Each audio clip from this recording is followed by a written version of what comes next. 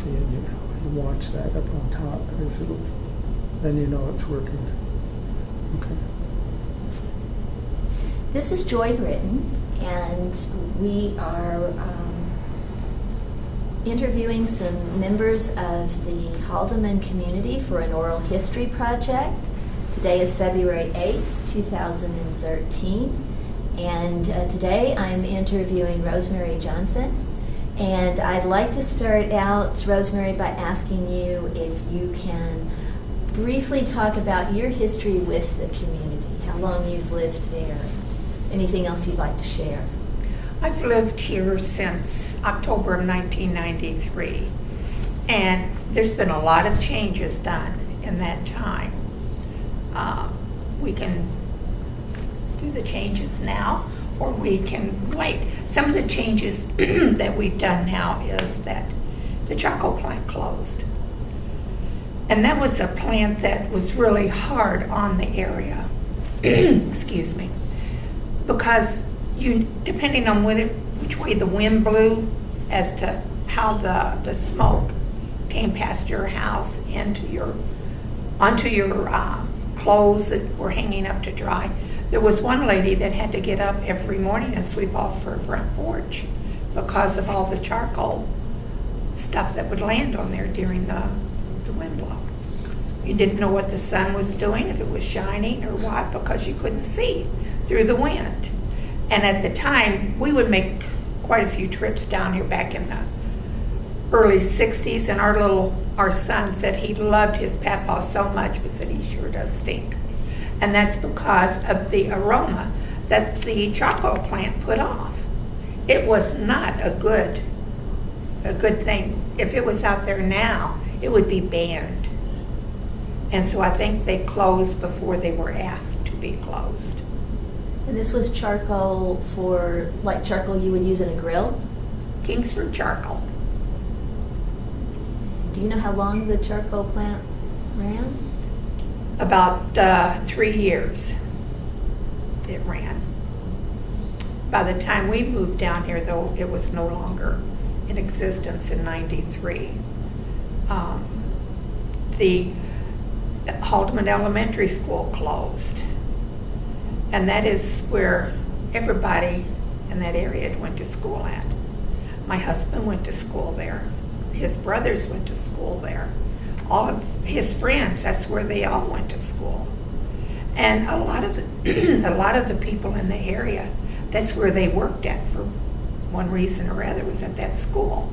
Your bus driver, he would go around and pick up the kids, but before he ever started his daily route of picking up students, he went in and started the furnace to heat the school with.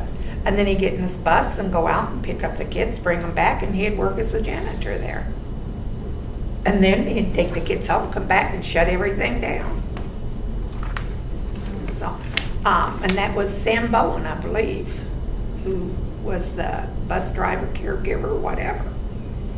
And that school was closed in December of 1993, and the children went to school until Christmas vacation of 1993 there.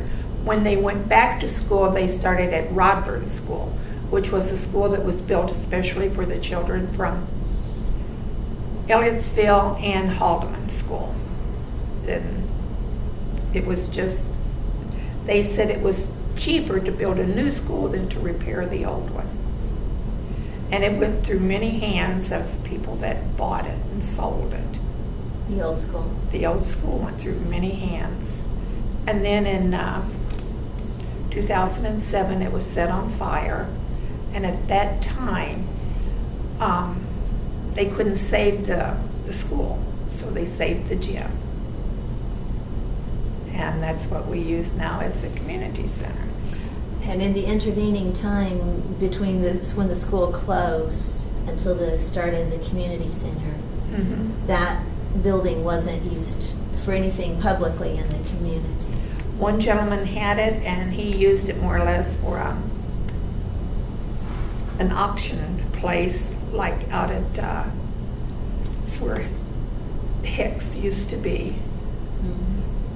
Just anything they could get in there. They boarded up all the doorways, and I shouldn't say boarded up, they put cement blocks in them. All the doorways had cement blocks in them. The windows were boarded up. 2 of the windows had been broken out, but they were boarded up. There was no way you could get into that except going through the main part. So where did this idea to reclaim that as a community center, where did that come from? Lloyd Dean had talked about it when the school was first moved and was being put up for auction. And we couldn't come up with the funds for it at that time. And so it was bought by Stevens, Marty Stevens, I believe it was. And then he sold it to an Emily Ball, and she kept it, and she never did anything with it. And she had it up for sale, and we tried to buy it for her, and we just couldn't meet her price at all. And then when it was set on fire and burned down, she sold it to us because she couldn't get her price out of it, and she wanted to unload it. And how was that arranged? Did you already have a nonprofit group, or who actually bought this center? There was 14 board members that we bought the community center. These 14 people are responsible to make sure that the payments are made for that center. And it's those 14 that we all agreed to it, and we said that we would make those payments. So you have contributed the money for the payments, or you've just made sure that money was raised on time? We've never had to make the payments ourselves. We've always been able to manage to have different events, functions, through donations to keep it going. We run on a very tight budget. So, and we've had to ask for donations. We've always got donations setting up there. Every function we have, there's a donation box. Some of the local church there, they donate money quite frequently to us. We have other people that donate money. One of the banks here in the area, they donate money. The two funeral homes, they'll donate money. Private individuals will donate money. We've had a lot of people to donate $1,000 or more, and that's what's kept us going. So what year was it that you were able to purchase the property? In December of 2007. And the day that we walked into that building, it was black, totally black. The floor, the walls, the ceiling, everything in there was black from all the smoke damage that was done. And they said that there was asbestos inside the building, because what happened, the asbestos was all outside, but as the firemen would walk through it, it tracked in with their shoes. So it cost us thousands of dollars to do an air quality test to make sure that it was clean. We had to clean that, and there was Larry Clark introduced us to a woman from Gray Wolf Construction. It's an all-woman construction company, and she knew how to take care of the asbestos. So she helped us to do it. We went in and we scrubbed those floors, and when you scrubbed the floors, you couldn't empty the dirty water out into the yard or anything. It had to be in buckets and sealed up and taken to the dump, which there was just a special area set aside for that. And we had to go through that. I don't know how many times we mopped and cleaned that floor, because the heat inside got so hot that the smoke melted, just went right into the wax on the floors that had been melted. And was this a community effort to clean it up? Was this the board members? Was just people who showed up to work? Both. It was community, some community people came up. Board members, And what we had to do also before we could even go in and do it, we had to train to clean up the hazmat. I'm now a trained person to go in and clean up hazmat. And we had to wear these little white suits and to clean up. That got black very quickly, I'm imagining, yeah. Yes. And Jim Nichols, whenever you have hazmat that has been burned, you have to go 2 inches below ground level and take it all out. We couldn't afford that. That was going to cost us $25,000, $30,000. And Jim Nichols stepped in, and he had his trucks to come out and dig it up, dump it, and take it out to the landfill. He donated the landfill that was for the county to use for hazmat. And that's where it all went. And how long did this whole process take of cleaning? 2 or 3 months. It didn't take all that long once we got started, but it took 2 or 3 months to clean all that hazmat up. All the asbestos that was out there. But it all went up in smoke, really. But you don't know what settled down into the ground, and that's what we had to clean. And did this group that's cleaning, did they have a vision in the beginning of what they wanted to use the building now for? They had a very distinct of what they wanted to use that building for. They wanted to build it back. They wanted to put rooms in there that we could rent out. They wanted a veterans room. They wanted a museum. And in this museum would be the artifacts from this area. Wanted a kitchen, and we wanted to have a gift shop. For local crafts? Or? Local crafts.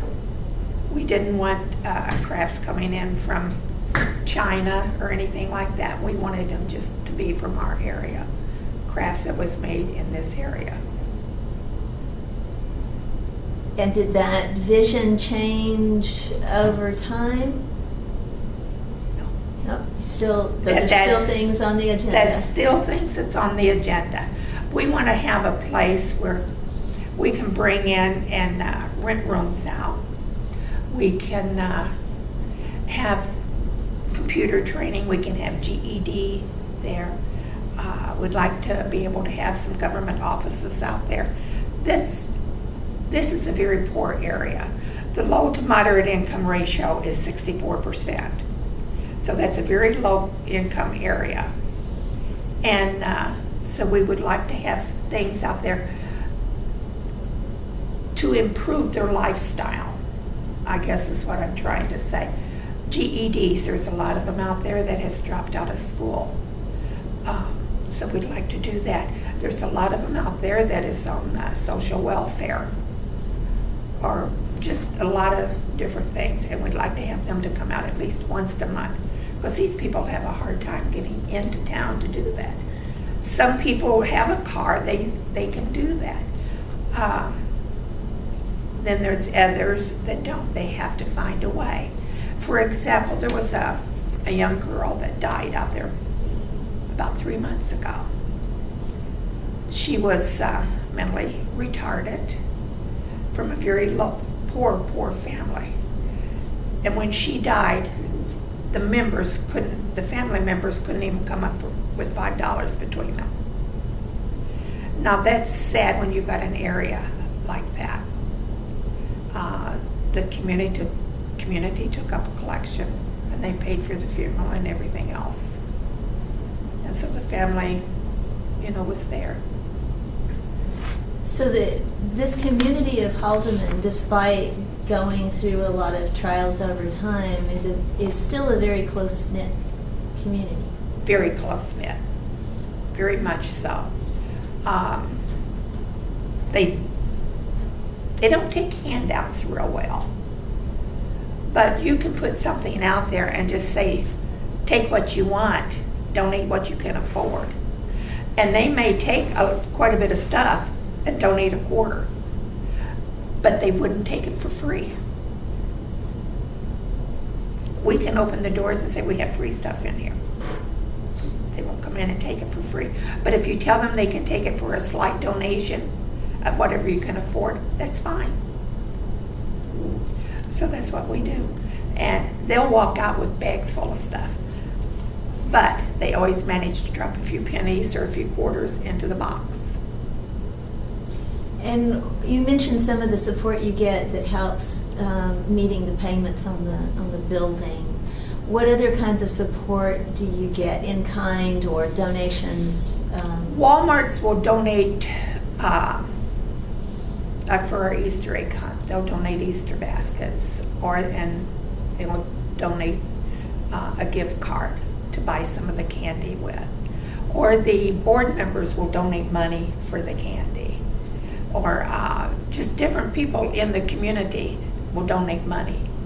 And then our local church, they're always donating $100 or $200 here to do this with or to do that with. And now, like at Christmas, MSU here has bought the apples and oranges. Oh, I guess for about 3 years that we've done that, because we always have Santa Claus at our Christmas program. We call it an old-fashioned Christmas, and we have a bag, a brown bag, and in that bag is an apple, an orange, and a candy cane, and then whatever else candy or whatever else we've got that we can put in with it. One year we had these little babies that we put in there, stuffed babies, and we put those in there. One year we had nothing but books. And what kinds of activities do you have through the cycle of the year? You mentioned the Easter egg hunt and the Christmas program. We have the Easter egg hunt for the kids. We have a kids' day for the kids. We have a Halloween festival. We have a Christmas program.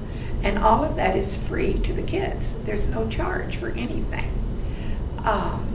One year we had, for the kids' day, we had hot dogs and chips and drinks.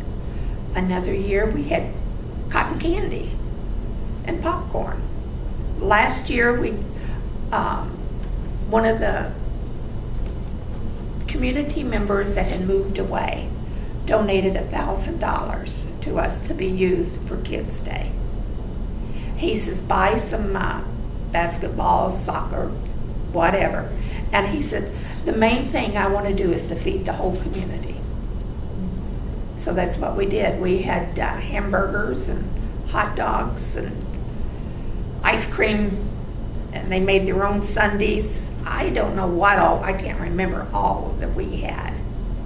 But it was a good day. Plus Lowe's gave us a lot of stuff that year, last year, because that's when they came out to offer us the check for the generator that we had received through the Lowe's Foundation to make us a disaster building now for Red Cross.